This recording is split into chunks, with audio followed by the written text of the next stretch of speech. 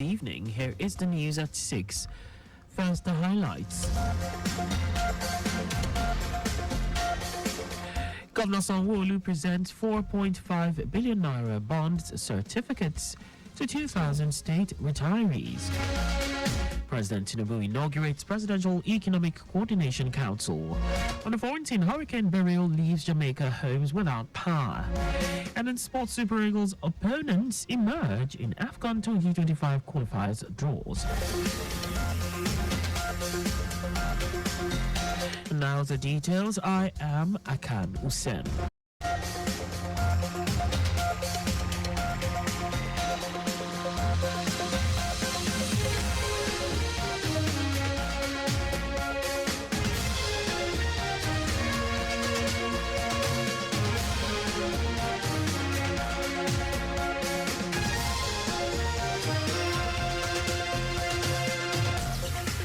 Lagos State Governor Babajide Sanwo-Olu has handed over bond certificates worth 4.5 billion naira to 2,000 retirees from the state civil service. Speaking at the 105th bond certificate presentation ceremony organized by the Lagos State Pension Commission, LASPEC, Governor Sanwo-Olu said his administration is committed to upholding the dignity and financial stability of retirees and extend a gesture to the current workforce who will henceforth be paid as they leave the civil service upon completion of all documentation before retirement.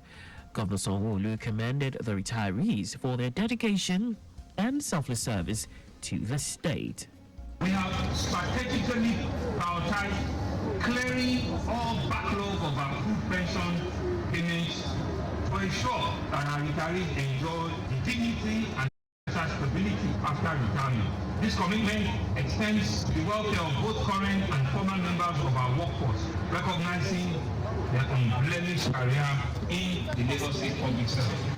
In a goodwill message, the state head of service, Bode Aguru, who was represented by the Permanent Secretary, Public Service Office, Olasukomi Oyebola, stated that since 2019, the state government has paid over 59.7 billion naira to over 17,000 retirees. In his opening remarks, Commissioner for Establishment and Training, Afolabi Ayotayo, who was represented by the Permanent Secretary in the Ministry, Olubusola Abidaku, noted that the gesture of Governor Sanwo-Olu will bring confidence back on the contributory pension scheme, impact positively on the civil service by improving the lives of workers, boost their morals and productivity. Early in a welcome address, Director General LASPEC Babalola Oblano acknowledged the dedication and accomplishments of the retirees and their contributions to the state civil service. Oblano appreciated Governor Sanwo-Olu for prompt approval of clearance of backlog of retirees' accrued pension and all stakeholders. Oblano appreciated Governor Sanwo-Olu for prompt approval of clearance of backlog of retirees' accrued pension and all stakeholders for their unflinching support towards their plight. I encourage our retirees to choose wisely between the program we run and races. Like I said, the two options are tested and they are both good. Within a week from today, the pension fund administrators will have credited your account and they will call you to come and decide what option you want. I wish to extend my warmest congratulations to all retirees. May your retirement years be filled with joy, good health, and fulfillment. Our correspondent Adeola Kindele reports that the representative of the retirees, Mrs. Rachel Thompson, commended Governor Sanwo-Olu for purposeful leadership and his magnanimity in ensuring prompt payment of their retirement benefits. As part of efforts to reduce the spread of cholera in Lagos State, the government has urged community leaders, members of community development associations, and all residents to embrace hygienic practices in the fight against the spread of cholera. Special Advisor to the Governor on Rural Development, Nuruddin Agbaji, made the call in his address at an interactive session with community leaders and CDAs, imploring attendees to ensure that the essence of the initiative is achieved through the implementation of the productive dialogues and resolutions reached during the meeting. Agbaji said the meeting was also part of the intervention measures of the state government to mitigate the spread of the deadly disease, commending Governor Sanwo-Olu for creating a platform for community development associations to interact with the state in addressing salient issues geared towards the development of Lagos State. Earlier in her welcome address, the Permanent Secretary in the Ministry, Kikelomo Bolariwa, harped on the importance of the interactive session, urging participants to ensure information on hygiene and prevention of cholera. Also, representing the Ministry of Health, Director Health Promotions Olusegun Badejo said government efforts in combating the disease would only be effective when citizens adhere to health guidelines stipulated by the state government. In the same vein, Director Laboratory Services LASEPA Olabisi Shonibare, who spoke extensively on cholera preventive measures, reiterated that the easiest way to collaborate with the state government in combating the disease is by ensuring proper hand washing, proper water distilling and hygiene practices. Earlier today, operatives of the Lagos State Traffic Management Authority, LASMA, swiftly responded to a serious head-on collision between two loaded trucks, rescuing a truck driver with broken legs and two others with serious head injuries. Special Advisor to on Transportation, Shola Giwa, confirmed the accident occurred at Ajegule bus stop, heading towards tollgate Songo, Lagos.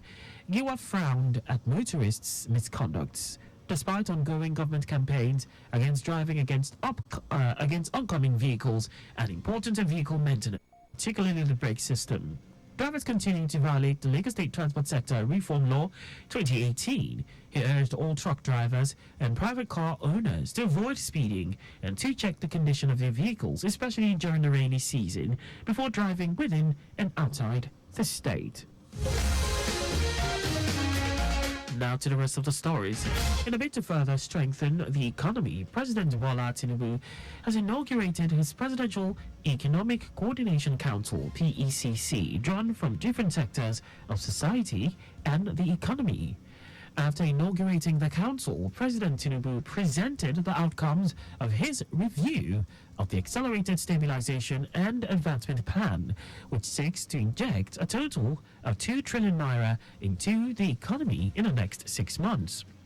Minister of Finance and Coordinating Minister of the Economy, Wale Edu, who led selected members of the council to brief journalists, gave a breakdown of the areas to benefit from the emergency funding, to include health, agriculture, energy/power, and other areas.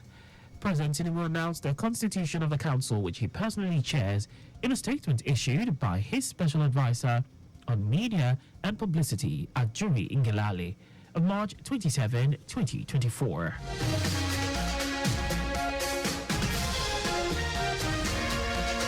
The federal government, through the Ministry of Solid Minerals Development, has raised the dues and rates paid by operators in the mining sector. Minister of Solid Minerals Development, Dele Alake, announced the price increase at an ongoing press conference at the ministry's headquarters in Abuja.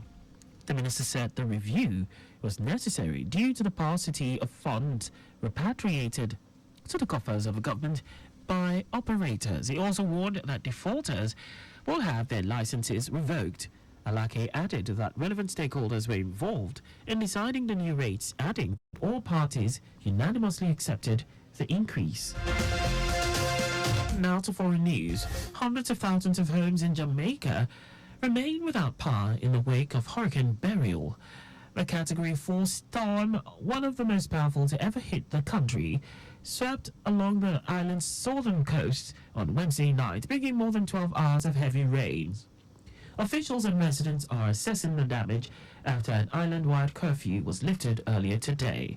Beryl, which has now weakened to a Category 3 storm, is headed for Mexico and the Cayman Islands. It left a trail of devastation across the Caribbean, killing at least 10 people. The United Nations has unlocked $4 million from its Emergency Response Fund to help the recovery in Jamaica, Grenada, and St. Vincent and the Grenadines. And now sports. Nigeria will face Benin, Libya and Rwanda in Group D of the qualifiers for the 2025 Africa Cup of Nations AFCON qualifiers in Morocco, as unveiled today at the draw ceremony in Johannesburg, South Africa. The 2025 AFCON will be played from December 21, 2025 to January 18, 2026, following the decision of CAF to adjust the schedule of the tournament for the congested FIFA calendar. It will be the first time in Nations Cup history that the tournament will kick off in December and run over the Christmas and New Year periods.